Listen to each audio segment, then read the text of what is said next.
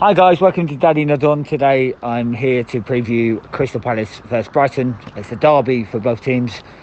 Today I have my co-host Phil with me. Hello Phil. So first off Phil, before I go on to the upcoming game, your thoughts on the previous game, the 3-0 loss to Liverpool. So yeah, I don't think too many people were surprised with the scoreline and the result. So looking at it in general, if you were just watching Match of the Day or just looking at the scores, it'd just be, the Palace got thrashed, 3-0, job done. But watching it, we actually did contain them. We actually did battle. We did make it difficult for them. Did have a limited amount of shots ourselves, but we did have a really good chance when it was still 1-0 through odds on Edouard. One-on-one with the goalie, overhit his touch and ran into him. But if he'd controlled that better, chance for an equaliser, could have been a different ball game there. But they scored 3 set pieces, all 3 from corners.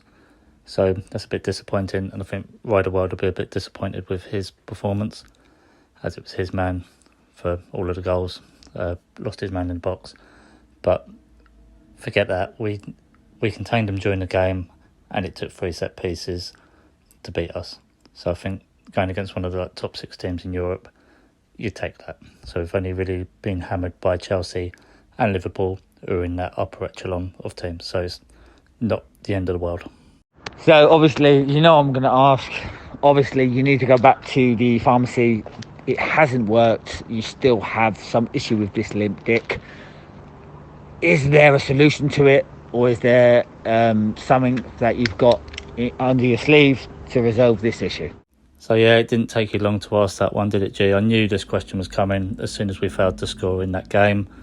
So all I can say is maybe Patrick left his ointment at home, or perhaps he saw something while he was on the team bus that perhaps put it back to sleep. Maybe it was a Gemma Collins swimsuit edition. I don't know, but something's happened. It's gone limp again. But all joking aside, we're playing Liverpool, who so far this season have only conceded 1 goal. Another game we fired a blank in was Chelsea, who themselves have only conceded 1 goal. If you look into it a bit deeper, guess what? Those 1 goals were against each other in a 1-1 draw. One of those goals was a penalty. So these teams don't concede many goals.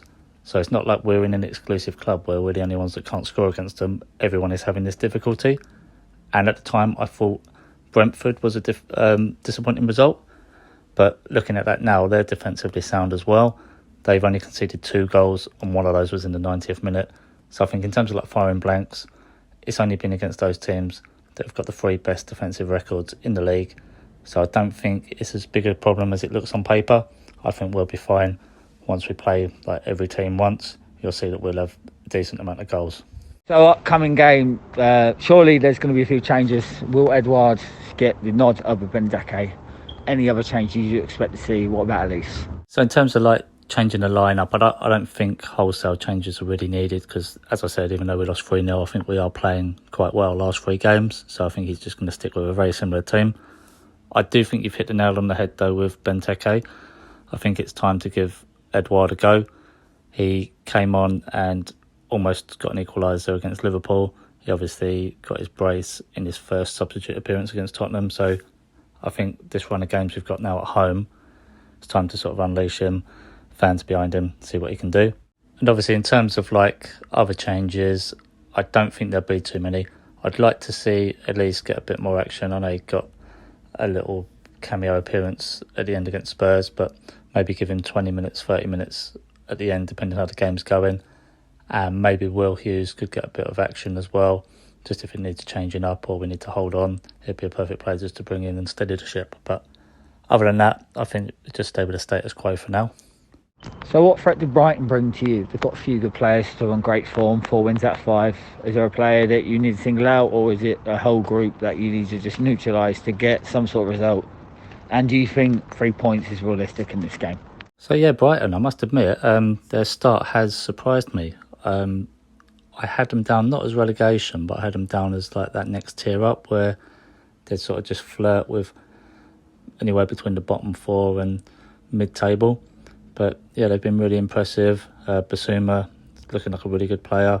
Obviously Trossard's dangerous. But yeah, I'm not really a big fan of the manager. I think it's quite a boring manager in a way. He's not, doesn't really do anything, but this season they can't have any complaints. And again, like other players to watch, like Neil Maupay, he's got off to a good run. I think he's scored 3 goals already, so we can't ignore that. But I think like Trossard, he will be a danger man as well that we'll have to be wary of and try to contain. How do you think this match will play out? Do you think this is a possible 3 points that you need to get? Do you think Palace will come out and play like they did against Tottenham, or do you think they'll be quite conservative because of how Brighton have started? Is this a must-win at this time of the season? Obviously, in terms of the way the game's going to go, it's at home. We're going to have the crowd in our favour. It's going to be an electric atmosphere. It's going to be very hostile for Brighton coming to our den.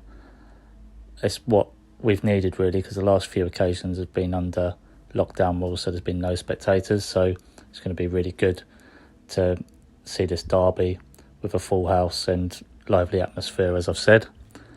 I can see it being quite a gritty game, tightly contested, some fierce challenges, both teams battling for those 3 points.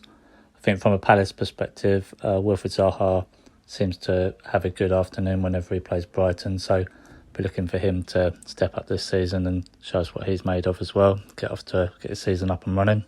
And I think this is a game that we should be targeting 3 points from, but in terms of it being a must-win, I wouldn't say it's a must-win. Obviously, it's good to win because it's against our rivals, but I would categorise it more of a mustn't lose, if that makes sense. So a win's good, but a point will be acceptable. We just need to keep that scoreboard ticking over, get to where we need to be. Okay, Phil, give me a score prediction. What do you think the score will be? So for score prediction, I've already indicated that it's going to be a tight and contested affair. I don't think there's going to be a great deal in it. It's maybe going to go down to who has to rubber the green. But I am going to go with a home win for the Palace. I'm going to go for 2-1. I think, as I've said, Zaha always does well against Brighton. So I'm going to go for Zaha and Edouard with the goals. And it's going to be 2-1 to the Eagles.